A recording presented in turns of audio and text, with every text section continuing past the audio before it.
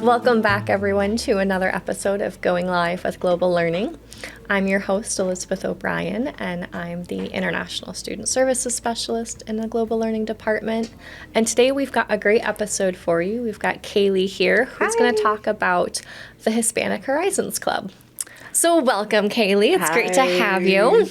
Nice to see you. Yeah. Tell us a little bit, just give us a little introduction about who you are and what you're doing at Kirkwood. All right. So my name is Keily Tucios, and my major is just pretty much psychology or associates of arts.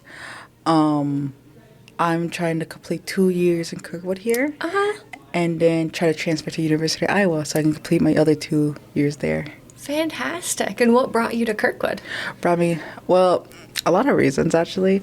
Of course, it was like with all the scholarships and pretty much the affordability, I can just be here and be able to do my studies. Yeah.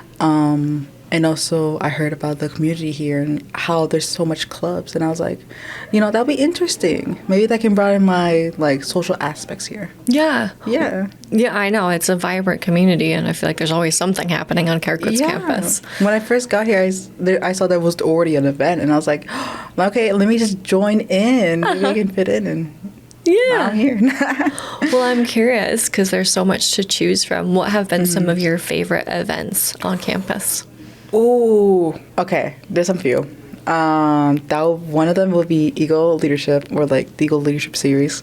They have these people who are it could be anyone, advisors, or it could be someone really famous, but pretty much just people who are just talking about the experience and how to be more of a leader. Yeah. And how the steps are to be there. And I was like, oh, that's very interesting. Also, they provide you snacks. So I was like, that's even fantastic. Better, right? Free Exactly. food. And one of my favorite ones will be Dance Marathon. Oh, yeah. I just heard that was a really successful event last week. I think it was $37,000. Impressive. Oh my God. I'm proud of them. I'm proud of them. This year I couldn't be there as much, but I know how hard they worked and how much sponsorship they were trying to get and how much support they were trying. So, and pretty much at the end they have this big celebration for that money, because it's going to be given to the kids who need it. Definitely. Yeah, it goes for a good cause. Exactly. So I was like, it's like this one day event where they just celebrate, have a kind of feast, party, karaoke, and then they reveal how much they have at the end. Yeah. And that's how much they're going to give. And it's just amazing. It's an amazing experience. It sounds like it. So you talked a little bit about the Eagle Leadership Program and just the leadership skills that you get to learn.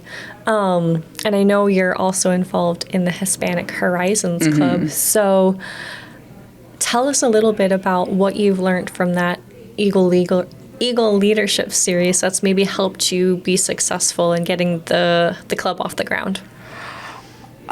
There's a lot of things that kind of helped me, but one of them was trying to make as much connections as you can here. Don't try to be locked up in your room for most time, because that was mostly me. I'll be honest with you. I was pretty much stuck in my room. I didn't want to really get out. But I've learned that if from the Eagle leaderships, that you should be more out there. Don't be as much shy, because you're gonna be missing a lot of opportunities that you would have loved to have taken. Yeah. I think another thing I also learned is trying to have the confidence and able to do what you want, even if you're scared. It's pretty much terrifying, especially when you're talking with crowds or dealing with many obstacles that would probably try to stop you, or pretty much could be impossible. Yeah. It's good to just face it. It is. Sometimes you have to do the hard things, right? Exactly. And face it with a smile, because you got this. Yeah. Yeah. So tell us a little bit about the Hispanic Horizons Club. Oh, Hispanic Horizon.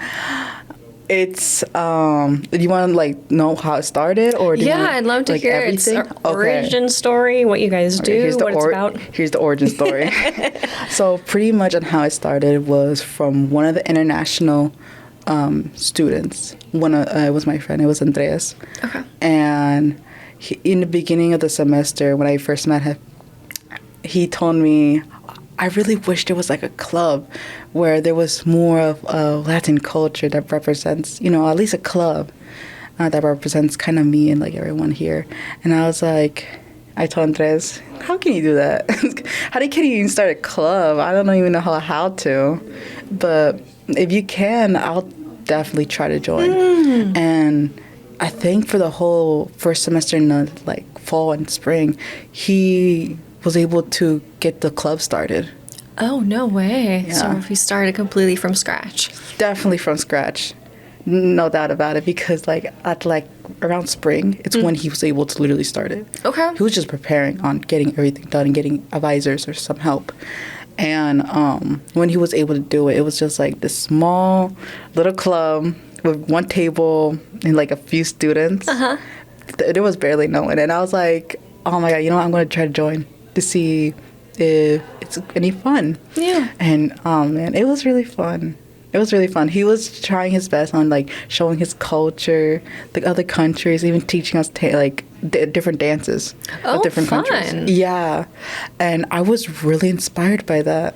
I was like, oh man, this is actually really great. I'm glad he did it. So when I learned this year that there was no leader because he had to go back to his Colombia, and there was no leader for Hispanic Horizon, I was shocked. I was like, there's no one for the club? There's no one taking over? That's sad. And I think I talked with you last time about this. Yeah. And you said it like, if no one's going to like really take over, it's going to just die off. It does, yeah. And I was devastated. I was like, no. His work is not going to die. I don't want that. I want someone to do something about it. And I was like, why not me? Yeah, why not you? Exactly. So the first thing I did was like make a poster, get a table, because there was an event where there's like introducing clubs. Okay. So I decided to get a poster out, put it out there, and put my name there for Hispanic Club. And I was not sure how it was going to turn out. Yeah. I just wanted the name to be out there and everybody to know it exists. Right. Exactly. And that's sometimes like the first thing anyway you have to do. Like if no one knows it exists, how can they participate? Yeah. And I don't think not much people really helped me because I didn't have like much connections or like didn't know if I had even advisors. Yeah. But a few friends were able to help me. I gotta give credit to where it's credit due. Melody really helped me. Okay. And Maya really also helped me too. There was the two people. Okay. And that's why they're my advisor and secretary.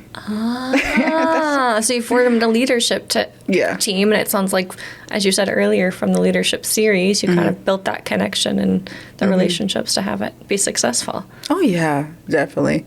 And through this help, I was able to find more people. And other people who were just interested on what is it all about. And after like learning with a lot of people that really wanted to just join, I was like, okay, I need to try to gotta find everything I can, the club, time, what to do. So I spent whole weeks just organizing it. Wow, that's a lot of work. It is. But it sounds worth it. Oh, worth it. Yeah, indeed. Because when I think when I first had my club, I was kind of terrified. Okay, I have to tell the story because genuinely it was like crazy. But pretty much when I first started the club, there were some people that were interested, but I didn't know if they were going to show up. And I was really scared it was going to fail. Because that was like my major fear. And when I first started it, I provided like little snacks and everything.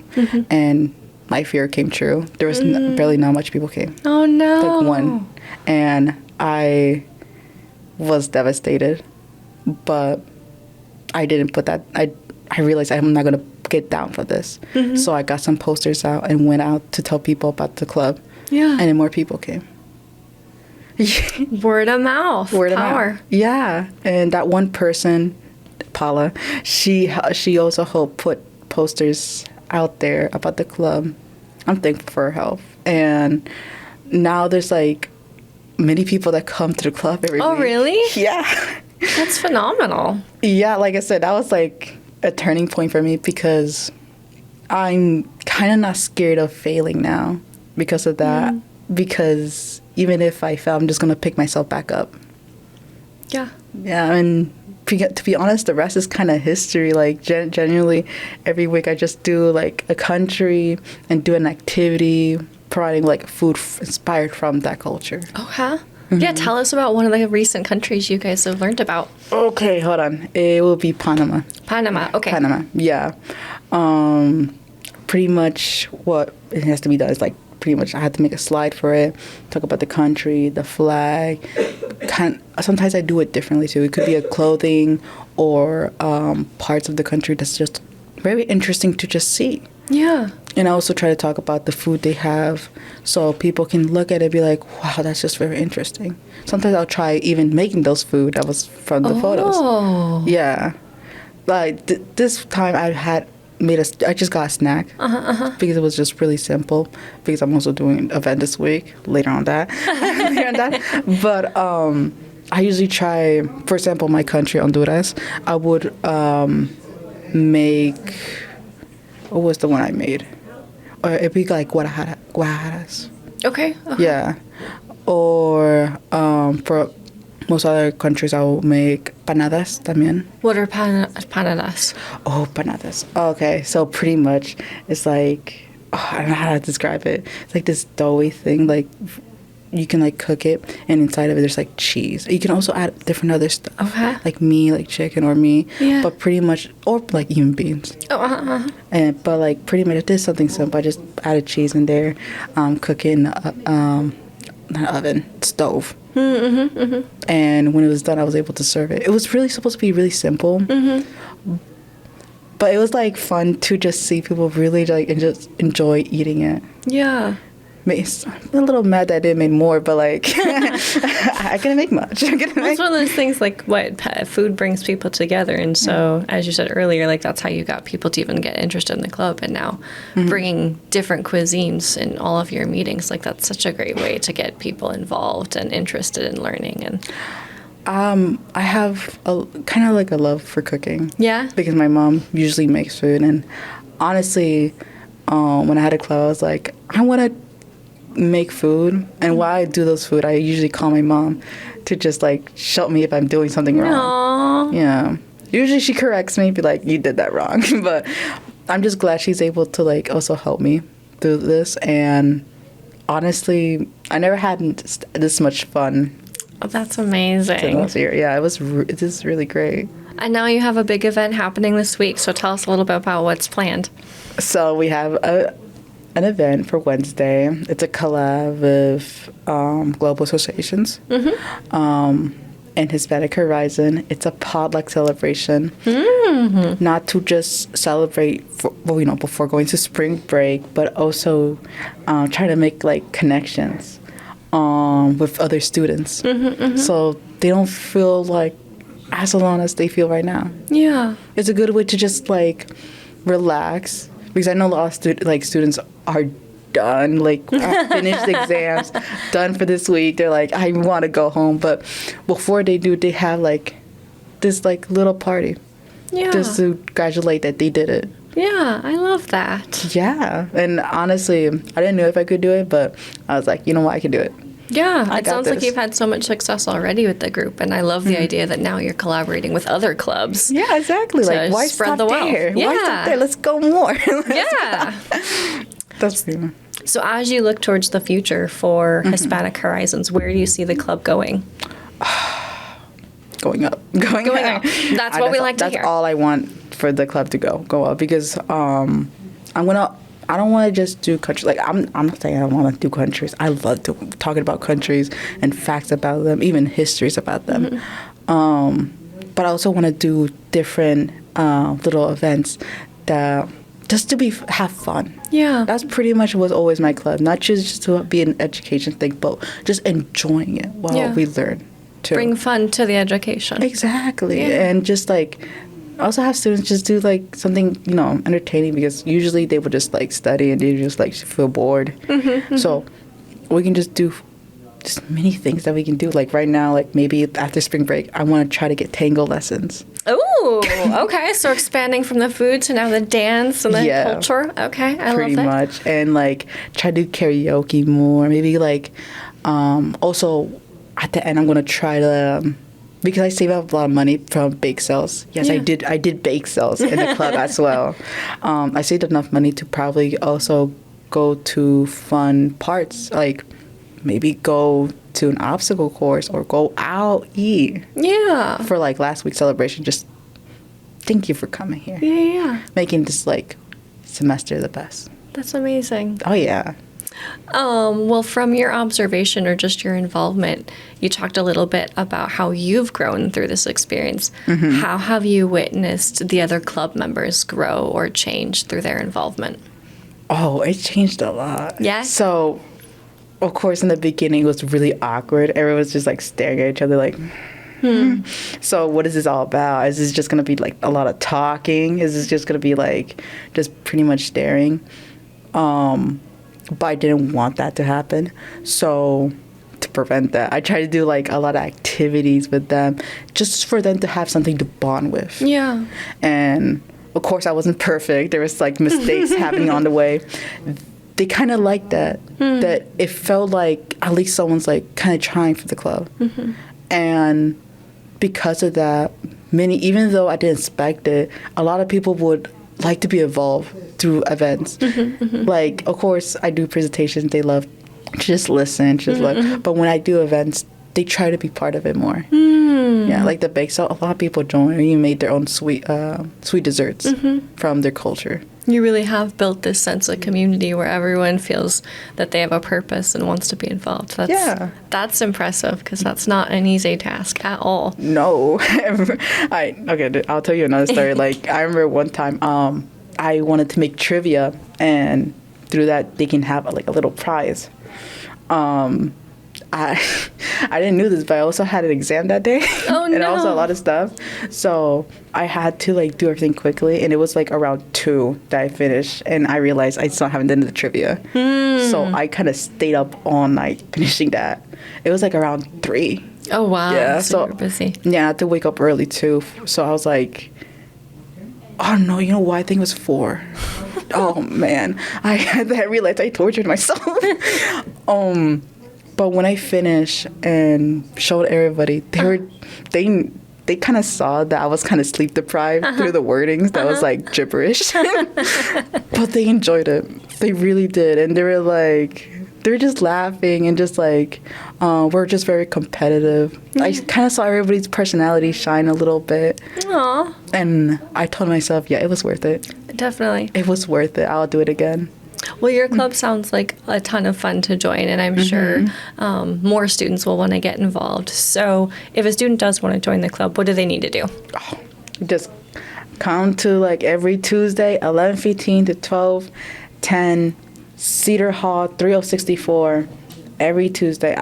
My doors are open, always open for anyone to join. Just come, you can just walk in, and I will just like give you this big welcoming like hello.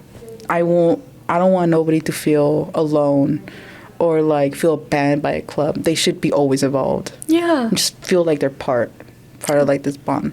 Well, thank you so much for all your work. And I was gonna say also, if they do feel scared, they can also go to like events that I'm gonna probably try to plan every time, or they can just email me. Okay, through show students, Kirkwood EDU. Well, fantastic. Yeah, that's pretty much it. There you have it, everyone. If you're interested in joining a new club or just learning more about the different countries that make up the Hispanic community, join Keily and the Hispanic Horizons Club every Tuesday at 11:15. Mm-hmm. And thanks for joining another episode of Going Live with Global Learning. Thanks for talking to me. You're welcome.